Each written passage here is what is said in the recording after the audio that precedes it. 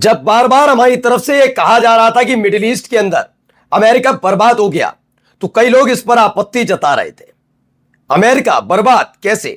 मैंने कहा कि अमेरिका और ईरान के बीच अगर देखा जाए तो अमेरिका ईरान के मुकाबले ज्यादा मजबूत देश है, पैसों के मामले में भी, हथियार के मामले में भी। लेकिन अगर आप मिडिल ईस्ट में आते हैं तो अमेरिका से मिडिल ईस्ट की दूरी बहुत दूर है, ईरान वहीं मौजूद है।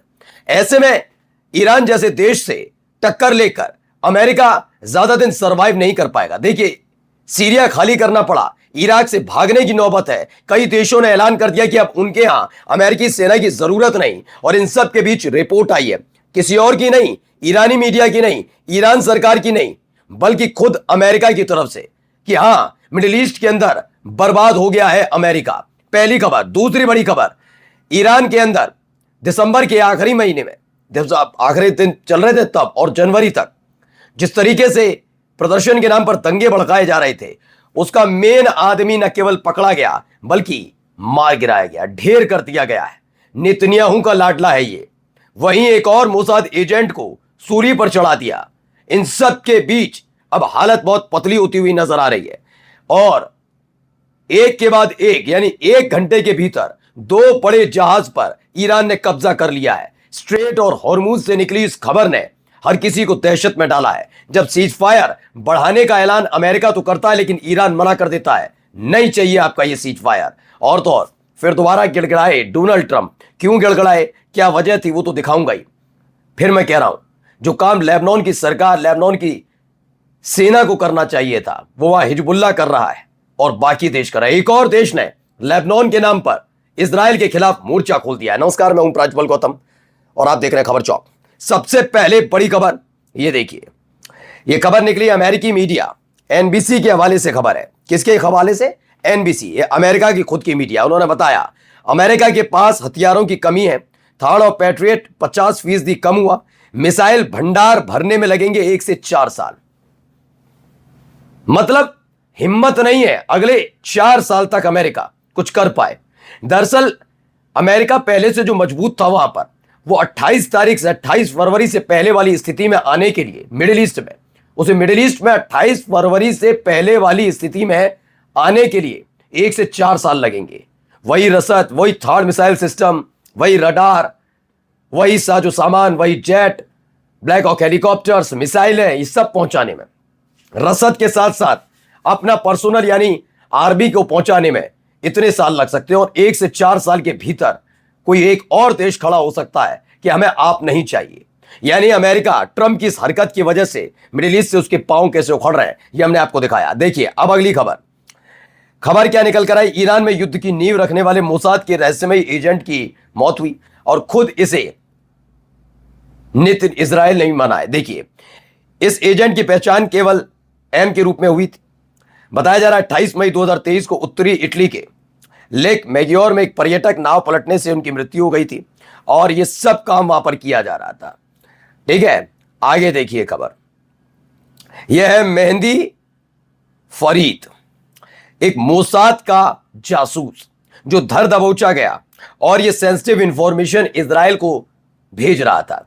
डर और दहशत इसी बात का है कि मोसाद के एजेंट पकड़े जा रहे हैं, लगातार एक के बाद उनको सजा दी जा रही है, एक के बाद एक, एक के बाद एक। यानी मोसाद की पकड़ ईरान में कमजोर हो रही है। आगे कैसे वो दंगे भड़काएंगे, कैसे तख्ता पलट की साजिश रचेंगे, क्योंकि ईरान को भड़काकर इतना तो क्लियर है कि ग्रेटर इजराइल का जो सपना है उस पर पानी फिरता नजर आ रहा है। इनको भी दे दिया गया, इस मेहंदी फरीद नाम के जासूस को भी लटका दिया गया सूली पर। अब आते हैं 2 खबरों पर। सबको पता है स्ट्रेट ऑफ हॉर्मूज के बाहर अमेरिका की नाकाबंदी है। अब तक 25 से ज्यादा ईरानी शिप नाकेबंदी के बावजूद ईरान के पोर्ट तक भी गए, और ईरान के पोर्ट से स्ट्रेट ऑफ हॉर्मूज पार करते हुए बाहर भी चले गए। 25 ऐसे शिप हैं।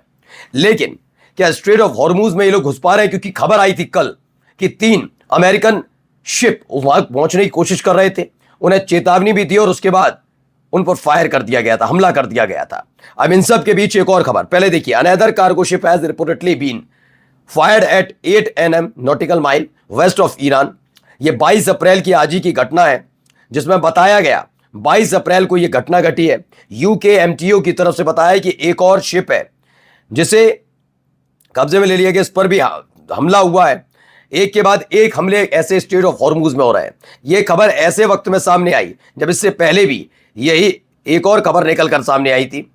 उसको लेकर भी दावा किया जा रहा था कि भाई शिप मार गिराया, शिप को डुबो दिया, तमाम तरह की खबरें निकल कर सामने आ रही थी। ये खबर थी कि वो यूके का था, यानी यूनाइटेड स्टेट का जो शिप था उसे कब्जे में ले लिया था। ये देखिए, ये खबर थी, Iran seize UK container ship in the strait of Hormuz. ये north east of Oman 15 nautical miles पर था, वो 8 नॉटिकल माइल्स पर था। यूके के शिप को दी गई थी वार्निंग की, नहीं माना, चलता चला गया, आखिरकार इस पर फायरिंग हुई और उसे कब्जे में ले लिया। उसके बाद एक और शिप पर कब्जा हो गया, दोनों शिप पर ये कब्जे हुए हैं। ये खबर निकलकर सामने आई। आइए अगली खबर देखिए, क्या कहा जा रहा है। सुप्रीम लीडर के जो मुस्तफा खामनेई साहब हैं, उनके जो प्रतिनिधि हैं, उन्होंने अमेरिका के साथ क्या वाकई बातचीत होगी, कोई सीज फायर होगा, क्योंकि अमेरिका तो अपनी तरफ से सीज फायर करके वही रसद, वही सामान पहुंचाने की कोशिश में जुटा है। क्या इस मंशा को ईरान नहीं समझता? देखिए पहले क्या कहा इन्होंने। هر زمانی که مذاکره با هر زمانی که مذاکره با قوت دشمن ما قبول کرد که ما از तो ये है सुप्रीम लीडर ईरान के मुस्तफा खामनेई साहब के प्रतिनिधि अब्दुल्ला हाजी सदीगी। उन्होंने कहा फिलहाल कोई बातचीत नहीं, जब दुश्मन हमारी शर्तें मानेगा तभी बातचीत होगी। दुश्मन को मानना होगा कि हम जीत की स्थिति में हैं और वह हार की स्थिति में। जब नेतृत्व के निर्देश पर युद्ध का मोर्चा मिसाइल से बातचीत की तरफ शिफ्ट होगा तो जनता पूरा समर्थन करेगी। ईरानी जनता मोर्चे पर नेतृत्व के साथ खड़ी है और आगे भी रहेगी। और देखने को भी मिल रहा था, उसका तो हमने जश्न आपको दिखाई दिया, कैसे मिसाइलों के साथ जश्न मनाया जा रहा है। अब एक और देश ने मोर्चा खोला इजराइल के खिलाफ। कैसे? बेल्जियम ने ऑफिशियली ऐलान कर दिया, ये चौथा यूरोपीय यूनियन कंट्री है, देश है, जिसने ईयू और इजराइल दोनों के बीच हर तरह के संबंध खत्म करने की अपील की। पहले कौन था? स्पेन, स्लोवेनिया, आयरलैंड, इन 3 ने खोला था। अब चौथा कौन सा आ गया? बेल्जियम, इसने भी मोर्चा खोल दिया। अब तो और ये देखिए, यहां पर खबर भी थी, लेबनान में इजराइल की कार्रवाई पूरी तरह से अस्वीकार्य है। मैक्सिम प्रेवोट है, विदेश मंत्री हैं बेल्जियम के। सवाल यह है कि बेल्जियम के विदेश मंत्री को दिक्कत है, बेल्जियम को दिक्कत है, लेबनान की सरकार को दिक्कत नहीं है, लेबनान की सेना को दिक्कत नहीं है कि इजराइल उनके देश के नागरिकों को मार रहा है। वो तो अमेरिका में बैठकर ये कहते हैं कि वो इजराइल की सेना के साथ मिलकर हिजबुल्लाह को खत्म करने निकले, अपने देश के नागरिकों की हत्याएं करने वालों के खिलाफ कुछ नहीं। और मोर्चा तो ट्रंप के खिलाफ और उनके दामाद के खिलाफ, उनके बेटे के खिलाफ भी खुला है। बेटी के खिलाफ क्या कहा जा रहा, सुनिए। About naked, open, brazen corruption. The Trump administration is guided and shaped by it, emboldened by what they can get away with, while the American taxpayer watches their own hard-earned paycheck siphoned away by ever-growing gas prices, groceries, rent, and healthcare. तो जो लंबा इनका बयान है, लेकिन बता दे रहा हूं, ट्रंप प्रशासन के समय भ्रष्टाचार चरम पर है। कीमत अमेरिकी जनता को उठानी पड़ रही है, जिसे गैस से लेकर सब कुछ महंगा खरीदना पड़ रहा है। सुन लीजिएगा आगे क्या है। ट्रंप का दामाद है जेरेड कुशनर, जिन्हें किसी तरह का राजनीतिक डिप्लोमेटिक कोई अनुभव नहीं है। वे यूएस की विदेश नीति बना रहे हैं और साथ ही उन्हीं विदेशी सरकारों से अरबों डॉलर ले रहे हैं, जिनसे बातचीत कर रहे हैं। ये खुला खुला बेशरम भ्रष्टाचार है। कुशनर शपथ के दायरे में आएंगे और गवाही देंगे। जवाबदेही वहीं खत्म होने वाली नहीं है, यानी मोर्चा खुला हुआ ट्रंप के खिलाफ। और अब देखिए ट्रंप क्या कह रहे हैं। ट्रंप ने ईरान से की फांसी की सजा पाई 8 महिलाओं को रिहा करने की अपील। मैं भी कहता हूं अगर सब कुछ सुधारा जा सकता है तो उस फांसी पर रोक लगे, लेकिन सवाल तो यह भी है क्या ट्रंप अपनी उस बेलगाम पुलिस को रोक पाए, जिन्होंने खुलेआम सड़क पर एक नहीं, 2 नहीं, कई लोगों को मौत की घाट उतार दिया था। उसे कैसे भूला जा सकता है। नमस्कार। New public inter college Lucknow, admission open. For more information call 0522 282232 और 7755 089585।